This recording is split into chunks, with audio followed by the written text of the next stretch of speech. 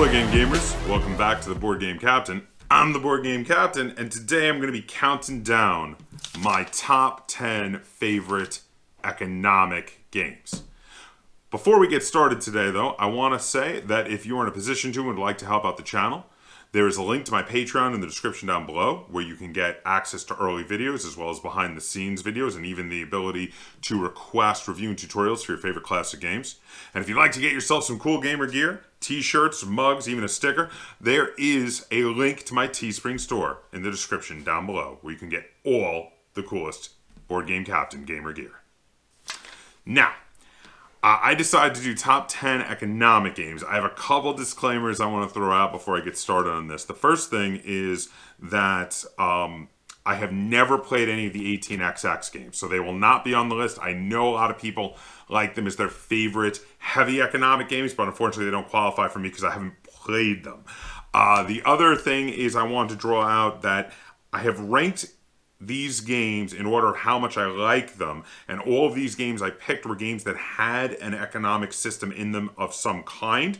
So they're not ranked in order of how much economics are in them, but how much I like them. So a lot of the best games on this list are games that have an economic system as one of several mechanic systems in the game. So I just want to make sure you guys know that.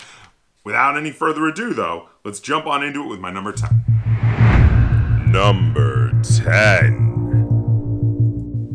My number 10 favorite economic game is Star Trek Catan. Now, Star Trek Catan is a huge step up from regular Settlers of Catan, or Katan as it's just called now, mainly because of being able to choose asymmetrical player powers by picking the crew cards.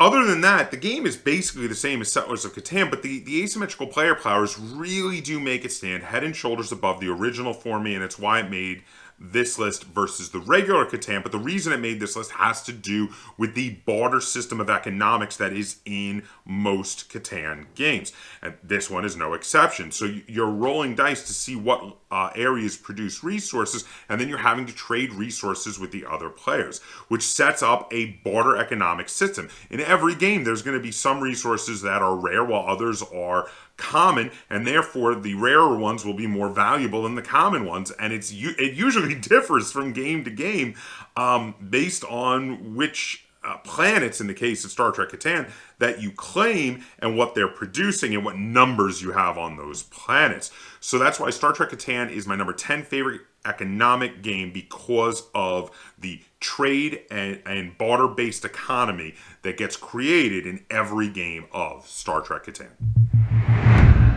Number 9. My number 9 favorite economic game is a train game. It's one of the games from the old Crayon and Rail series. This is Martian Rails. This game is awesome. It allows you to build railroads across Mars, and once you've connected cities, there's some pick up and deliver, because you send trains to pick up goods and bring them to other places to deliver them to make money, and that's where the economics come in. But in addition to having a solid pick up and deliver economical engine in this game, it also just has tons of awesome classic sci-fi references where trains, locations, and goods are references to classic sci-fi authors and characters. There are references to the Edgar Rice Burroughs John Carter of Mars series, references to the Martian Chronicles by Ray Bradbury. There are even a good called the Bradberries, which are great. This was a game where they obviously were paying a lot of homage to classic sci-fi authors who wrote about Mars, while also making a really solid train game, economic game, pick up and deliver game, and I really enjoy it, and that's why Martian Rails is my number 9 favorite economic game. Number 8. My number 8 favorite economic game is a game that has a corrupt economy in it. It is Sheriff of Nottingham. So the thing about Sheriff of Nottingham is each player is playing a merchant who's trying to bring their goods to market. And what happens is you put goods in a pouch up to 5. You're not allowed to lie about the number of goods, but when you declare to whoever's playing the sheriff for that round, and that rotates from round to round, you declare up to 5 of the same good. You can only declare one type of good, and it has to be a legal good. Now, you may be trying to sneak in other legal goods that are just different kinds of goods, or even illegal goods to sell at market. And the sheriff has to decide whether they want to call your bluff on it. And you can try to bribe the sheriff with some of the money that you have earned previously in the game to not open your bag.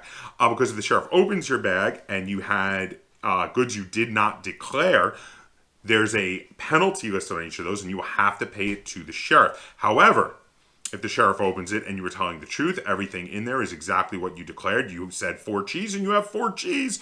The sheriff pays the penalty to you on your 4 cheese. So this creates this whole corrupt economy around this sheriff that you can bribe, and that, or you know, I mean, the sheriff could be not corrupt and could just decide they are definitely going to check your goods if they suspect you. But it's a really interesting system, and I really love it. I thoroughly enjoy Sheriff of Nottingham, and that's why it is my number 8 game on my top 10 economic games. Number 7. My number 7 favorite economic game is a game I have often said is a wonderful replacement to Monopoly. Monopoly, of course, being a classic economic game about owning property. Now, this is Lords of Vegas, and in this you also own property, but specifically Vegas property. Because you're trying to own property on the Vegas Strip, and you're developing it into hotel and casinos and trying to make the most money. It has a lot of feel, in my opinion, like it definitely had some influence from games like Catan, but it's much more about just money, not resources. You're rolling dice and drawing random cards and such to have some randomness in it to see where the resources produce. In this case, it's mostly via the cards, but there are always rolling dice to try to take over the casinos. But you draw a card every turn, and it says like all blue, all this color casinos, all yellow casinos, all brown casinos, whatever it might be, produce. And then there are some that say all casinos on the Strip produce resources and also points. And you're trying to have the highest score at the end of the game, and you need larger and larger casinos to be able to score points as your score gets higher. But also the money is very important for building up your casinos, doing hostile takeovers of other casinos. And this is another one that I thoroughly enjoy the whole economic system in this. There's a lot of negotiation between you and the other players, as well as a lot of backstabbing, which is really awesome. And it's why Lords of Vegas makes it down to my number 7 favorite economic game. Number 6. My number 6 favorite economic game is a game that is all about commodity speculation as well as railroad stock owning, and that is Raccoon Tycoon. And I love this game. This game is tons of fun. So it has this total economic mechanic where you there are multiple actions you can do on your turn, but the main one you usually do is play a card. And if you play a card, it lists a bunch of commodities that each go up in value based on the number of times that they appear on the card. And then it lists a group of commodities on the bottom that you get to pick 3 of that you get. And then later you can sell commodities off as an action. And you can only sell one type of commodity at a time, but you sell it at its current value.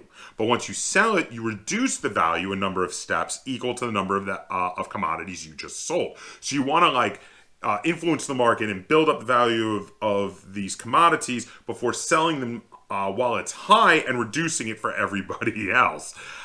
Then in addition, while you're building up your money, you're going to be buying stock in railroads. You want to have the most stock in the railroads to be worth the most points. And you also want to buy towns that are along the rail lines, because if you pair up railroad stock and towns, you get bonus points for that as well.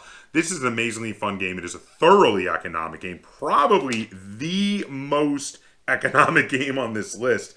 Most of the other games here have economics as one of their mechanics, whereas everything in this is economics. And that is why Raccoon Tycoon is my number 6 favorite economic game. This game is fantastic. I really enjoy it. And there you go. Number 5. My number 5 favorite economic game is Merchant of Venus. So Merchant of Venus is a classic pick up and deliver game with a full economy in the box. This is a fantastic game. It is definitely one of my favorite pick up and deliver games. You fly around the galaxy. You pick up goods. You pick up passengers. You deliver these people and goods to their locations. You make money, and you want to be the most successful entrepreneur in a logistics business in the galaxy by the end of the game. Now, the game was originally created way back in like the 1980s, but there was a newer edition where they upgraded it and made it even better. And Merchant of Venus is fantastic.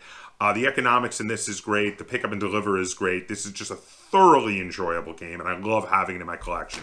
And that's why Merchant of Venus is my number 5 favorite economic game. Number 4.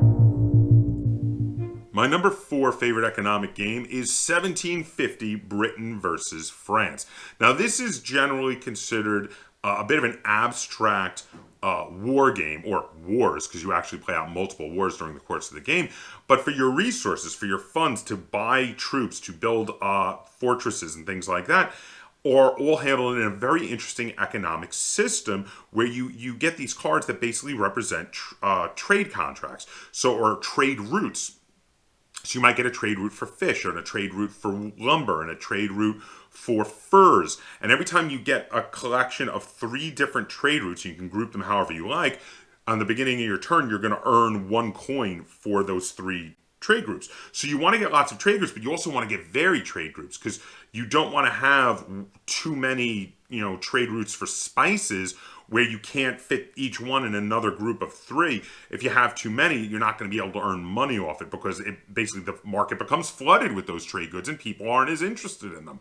So you want to have a balanced group, and some trade goods are far rarer than others and therefore are kind of more valuable. And then if you get those trade goods from certain territories, you'll wind up fighting over those territories with your opponent, because they're really going to want those rarer resources as well. So if there's tons of spices out there, but there's only one location that gives you fish, you're going to wind up fighting over the fish, and nobody's going to really care as much about the spices. And that's why 1750 Britain versus France makes it all the way down to my 4th favorite economic game, specifically for this really interesting and unique economic system where you literally want to collect groups of 3 different trade routes or trade contracts to be able to earn funds to support your war effort. Number 3. My number 3 favorite game on my top 10 economic games list is actually by a designer that was already on this list. I happen to know for a fact that he loves delving into economics and economic-based mechanics in his games. And he does it a lot. And I actually happen to be quite a big fan of his designs. And this game is Railroad Rivals. The designer I'm talking about is Glenn Drover. Glenn also designed Raccoon Tycoon. So Railroad Rivals, now the economics are less significant in Railroad Rivals than they were in Raccoon Tycoon, but I like the game better. So the game is about building up rail routes between different cities and bringing goods across the different rail lines. But really the economic system in this is not about transporting the goods. It's not really a pick up and deliver game.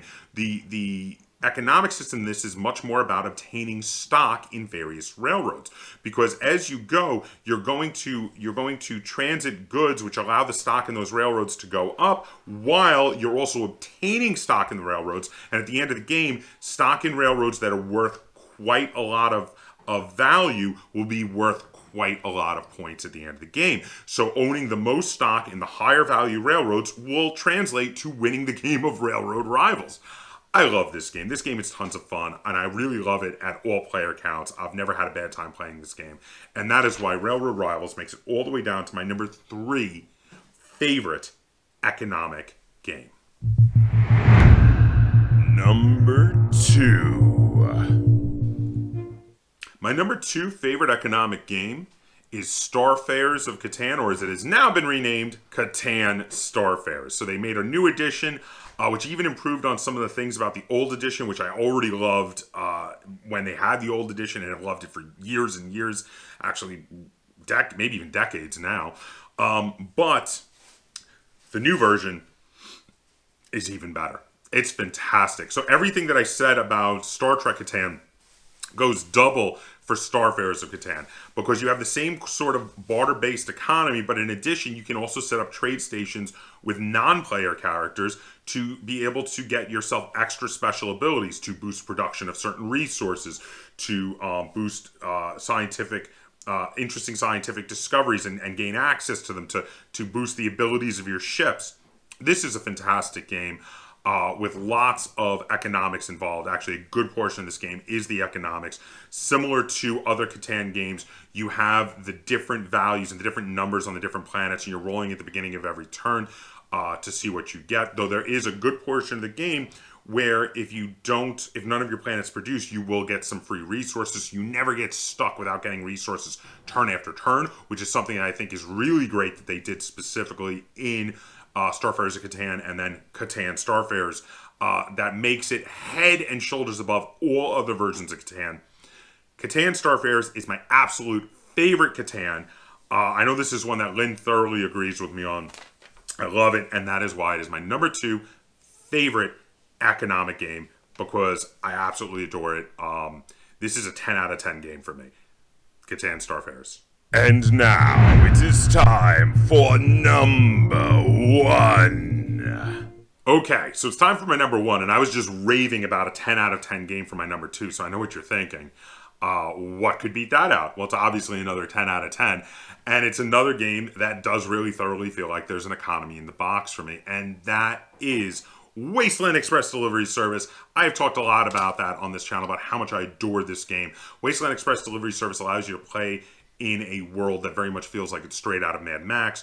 You are running goods from place to place. It is definitely a pick up and deliver game, but as you run goods and goods come up and goods get delivered and new goods get revealed, they alter the values of the various goods, and the goods mainly fall into just a few types. And I mean, these sort of things are just that the goods just fall into a handful of types, and there's a separate board that you just use to keep track of the value of goods. And as the goods are getting new goods are getting revealed, as old goods are getting picked up and delivered, it alters the value of the goods. The supply and the demand goes up and down, and it feels like there's a full-on functioning economy in this game, and that's what's so awesome about it.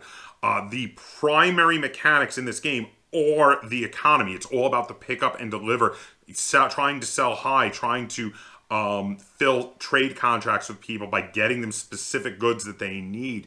That is really what this game is all about. There is some combat and some other things, but they're kind of like a more minor thing. The economics are really at the forefront, along with the pick up and deliver in the game of Wasteland Express Delivery Service. This game is awesome. If another 10 out of 10 game. This is a list where everything on this list is absolutely fantastic. These are all really fantastic games.